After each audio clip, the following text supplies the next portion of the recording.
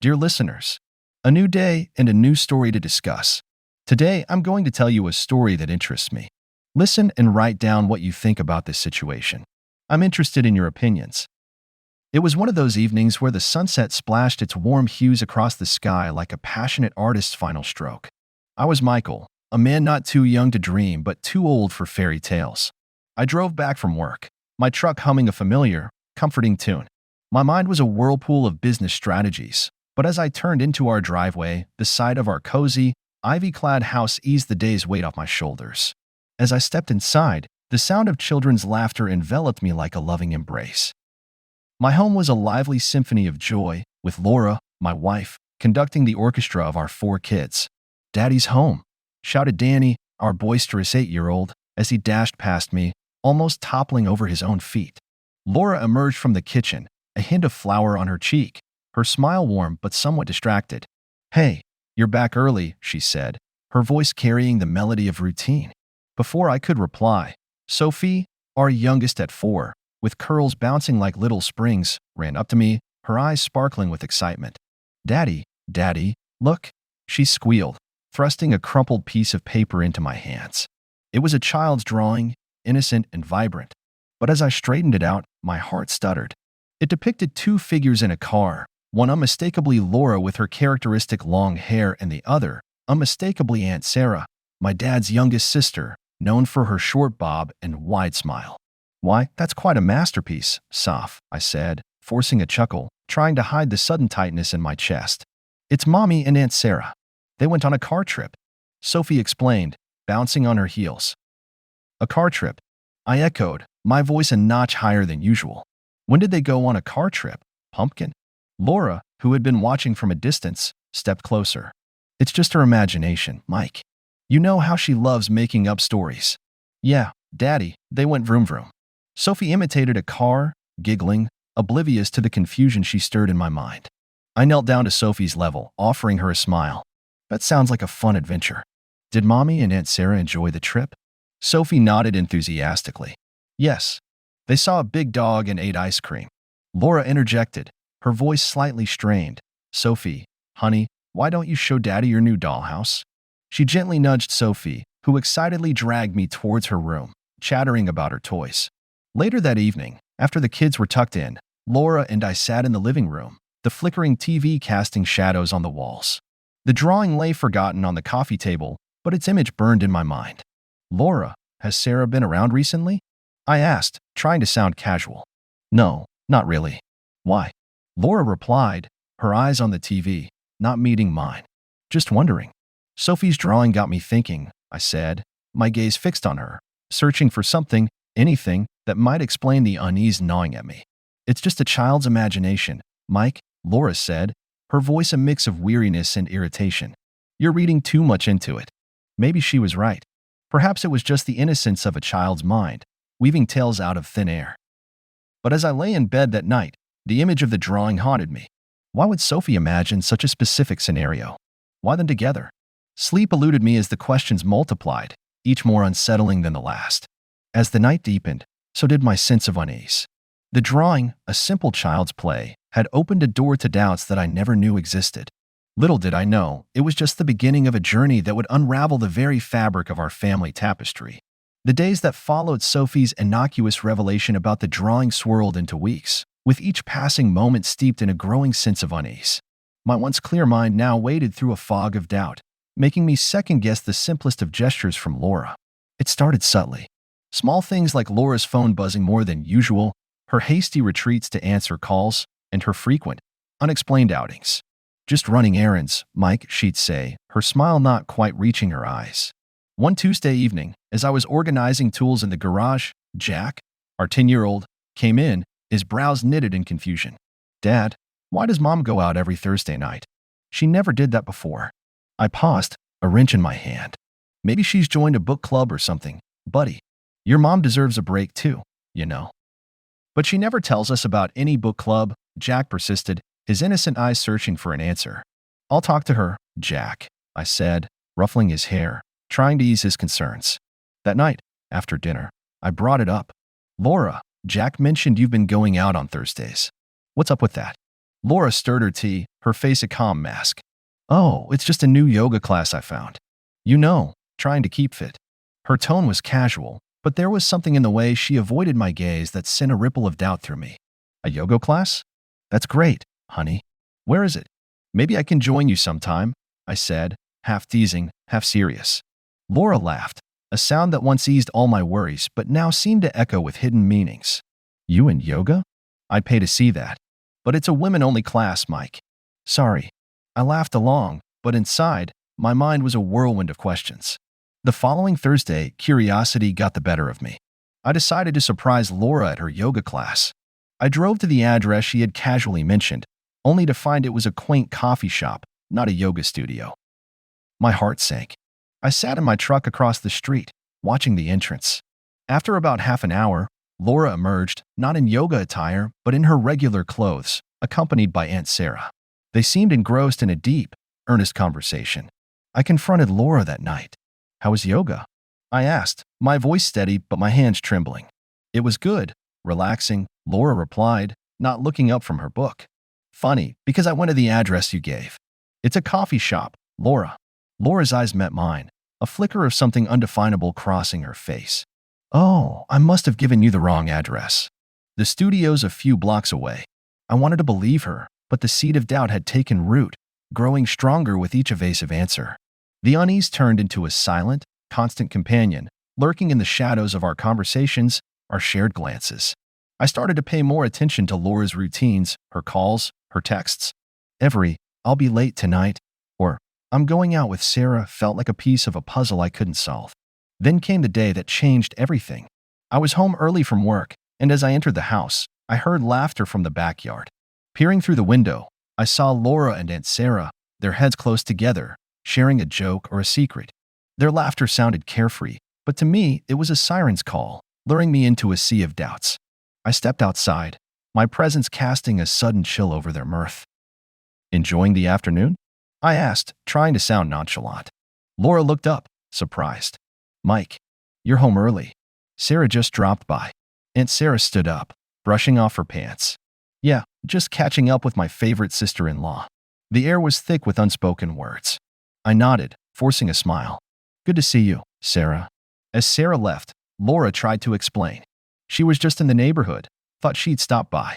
I nodded again, not trusting my voice. My mind raced back to the drawing, the coffee shop, the laughter I wasn't a part of. The pieces were falling into place, but I desperately wanted them not to fit. That night, as Laura slept beside me, her breathing steady and calm, I lay awake, staring at the ceiling. The woman I loved, the life we built, was it all a facade? My heart ached for answers, but I feared what they might reveal. The next few days were a blur of routine, each interaction with Laura tinged with the bitterness of suspicion. I knew I had to find out the truth, no matter how painful it might be. The growing suspicions were like a poison, seeping into the very foundation of our marriage, and I couldn't let it fester any longer. The unraveling began on a dreary Thursday, the kind where the sky is a blanket of gray, mirroring my turbulent thoughts. I'd taken the day off, citing a fictional headache. In truth, my ailment was the gnawing suspicion eating away at me. Laura, oblivious to my internal storm, kissed me goodbye, murmuring about her usual Thursday plans. I watched her leave, her figure disappearing into the morning mist. The moment her car turned the corner, I sprang into action. I had decided on a plan, something out of a detective novel. I called Tom, our neighbor and an old high school buddy, who owned a set of security cameras that offered a view of our street. Hey, Tom, mind if I come over? Need a favor, I said over the phone, trying to sound casual. Sure, Mike. Everything okay? Tom's voice was tinged with concern. Just some weird stuff going on around the house. Might need to check your cameras, I said.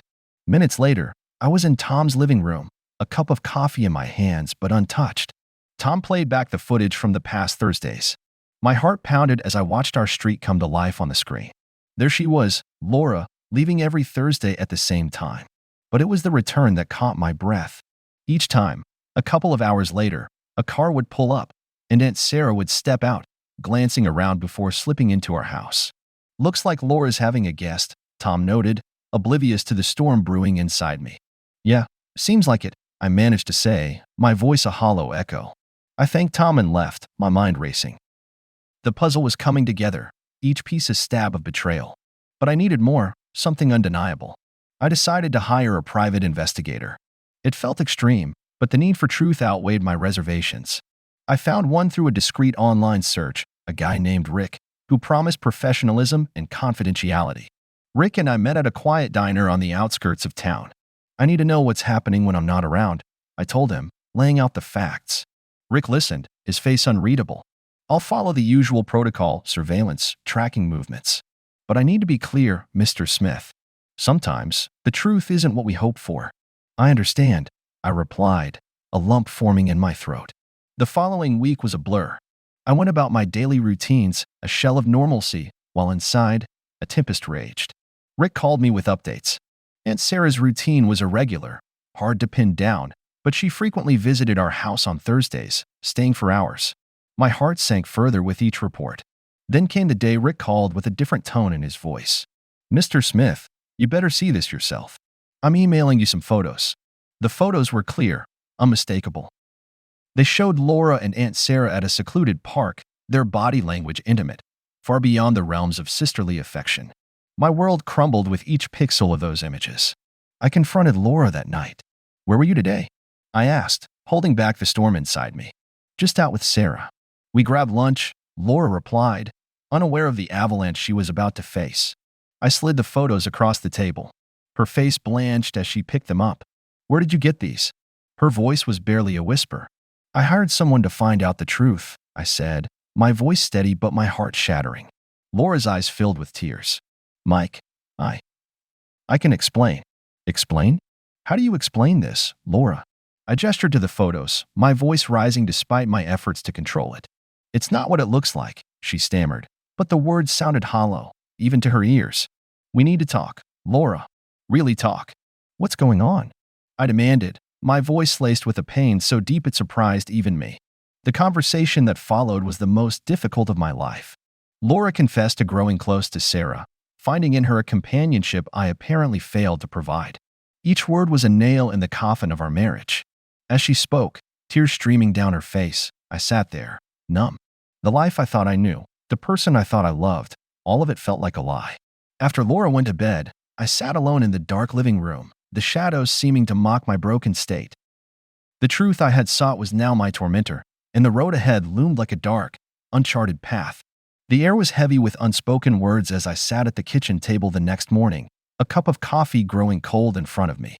Laura was upstairs, probably wrestling with her own set of demons. Today was the day I couldn't let pass without confrontation. I heard her footsteps, hesitant, as she descended the stairs. She appeared in the kitchen doorway, her eyes red, a stark contrast to her usually composed self. Mike, we need to talk, Laura started, her voice barely above a whisper. I agree, I replied, my voice steady despite the turmoil inside. She sat across from me, maintaining a fragile distance. About what you saw. I'm sorry you had to find out this way. Sorry for the deceit or sorry for getting caught? My words were sharp, cutting through the thick silence. Laura flinched. I never meant to hurt you. It just happened. I sighed, a mixture of frustration and heartache. How long, Laura? How long has this been going on? She hesitated, then whispered, a few months. I was confused, lost.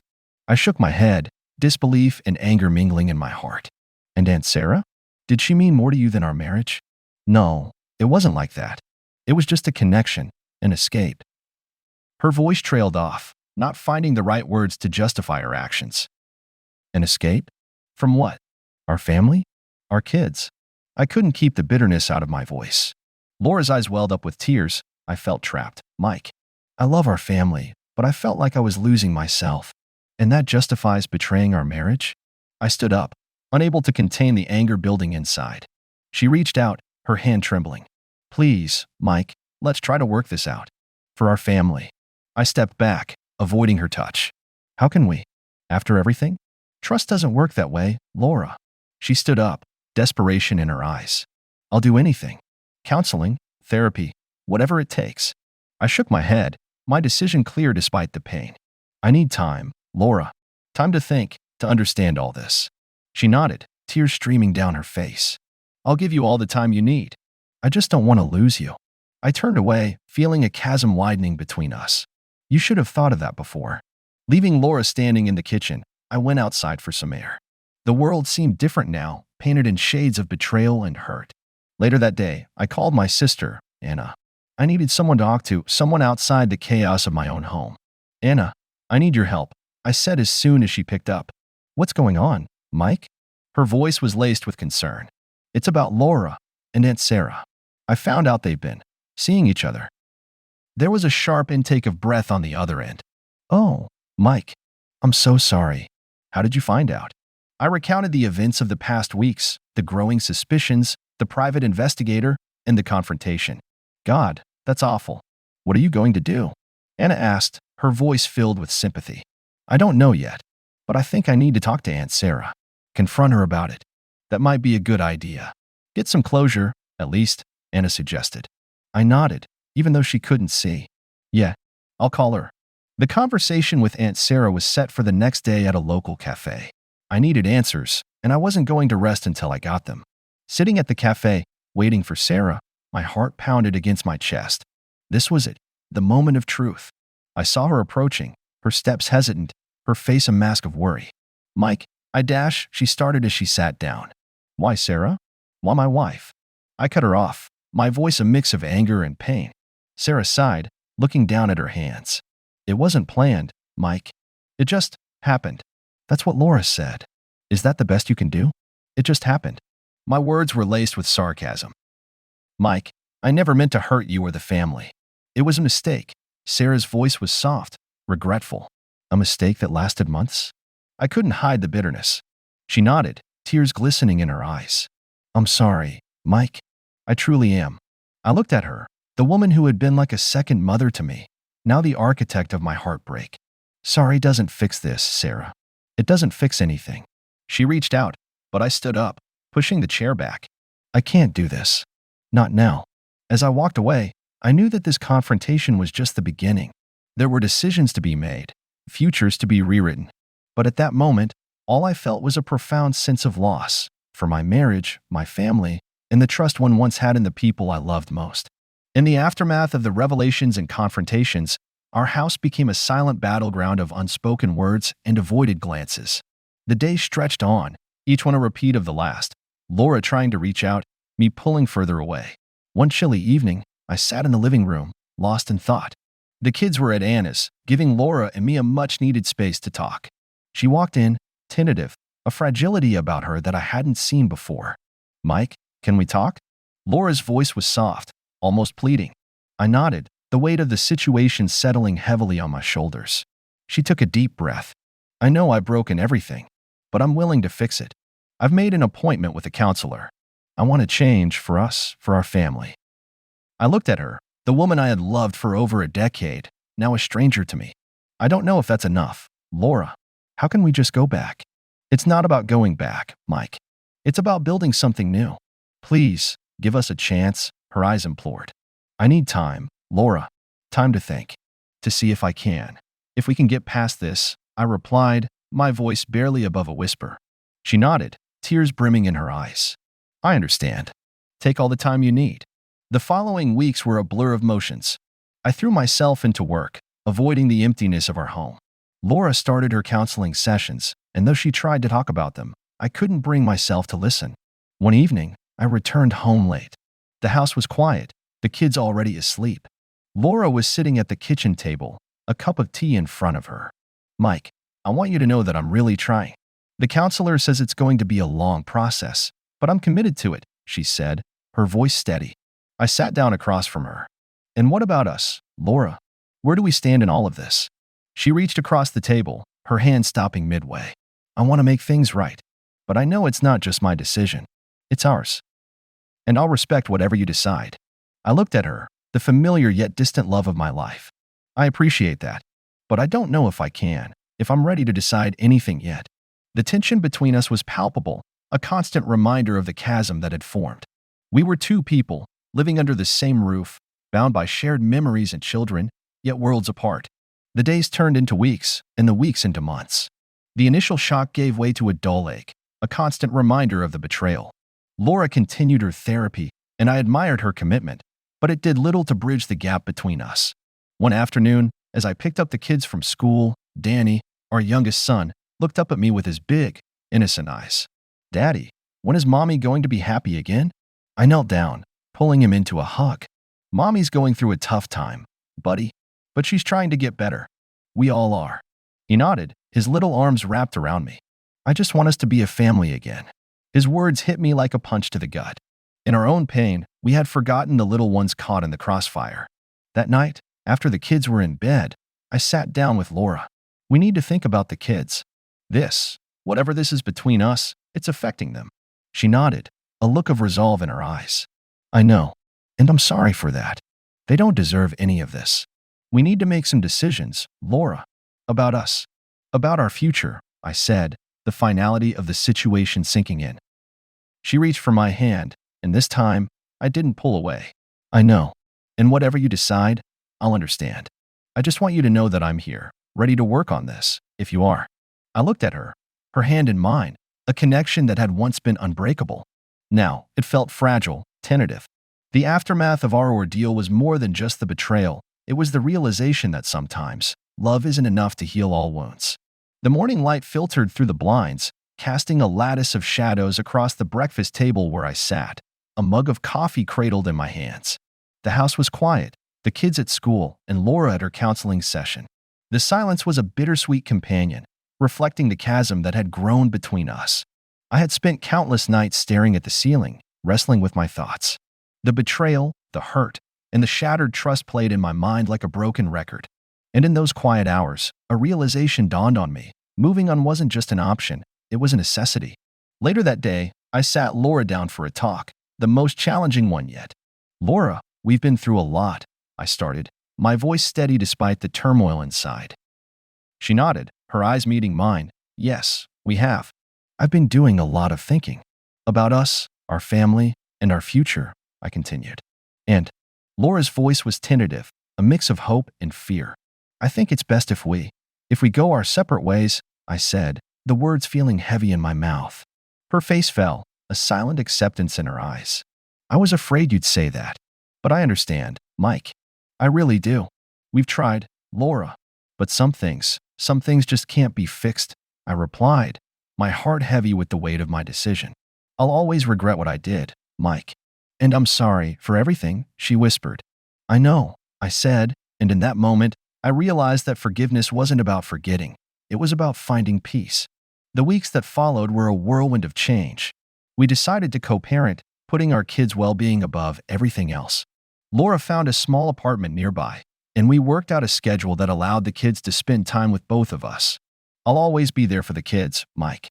They're my world," Laura said on the day she moved out. "I know you will. And I'll do the same," I replied, a mutual understanding between us. Life settled into a new normal. The kids adjusted better than I had hoped, their resilience a constant source of amazement for me. Laura and I maintained a cordial relationship, united in our love for our children. One day, while dropping the kids off at Laura's new place, she hesitated before going inside. "Mike, I just want you to know, I'm happy for you. If you find someone else, someone who makes you happy, I'll be glad." I looked at her, seeing the sincerity in her eyes. "Thanks, Laura. I wish the same for you." As time passed, the sharp edges of betrayal dulled, giving way to a sense of acceptance. I focused on my work, my kids, and on rebuilding a life that had been turned upside down. Then, unexpectedly, someone new walked into my life. Her name was Emily, a vibrant woman whose laughter was like a balm to my wounded soul. We met at a local community event, our conversation easy and filled with laughter. "Life's too short to dwell on the past, isn't it?" Emily said on one of our early dates, her eyes sparkling with a zest for life. "It is. I'm learning to look forward, not back," I replied, feeling a sense of hope I hadn't felt in a long time. Our relationship grew, slowly but steadily. Introducing her to the kids was a big step, one that I approached with a mix of excitement and apprehension. "Dad, is Emily going to be our new mom?" Danny asked one evening, his innocent question hanging in the air. "No, buddy. Your mom will always be your mom. Emily is just someone very special to me," I explained, trying to ease their concerns. Emily was wonderful with the kids, her warmth and kindness winning them over. And as I watched them interact, a sense of peace settled over me. Maybe, just maybe, there was a chance at happiness after all the pain. Laura and I remained in touch, mostly about the kids. One evening, she called, her voice sounding different. Mike, I just wanted to say, I'm happy for you. For you and Emily. The kids seem to really like her, she said. Thanks, Laura. That means a lot, I replied, appreciating the closure her words offered. Life had thrown its curveballs, but in those trials, I found strength I never knew I had. Moving on wasn't just about leaving the past behind. It was about embracing the future, whatever it may hold. And as I looked at my life, at the kids laughing in the backyard, at Emily setting the table for dinner, I knew that despite everything, I had found a way to move forward.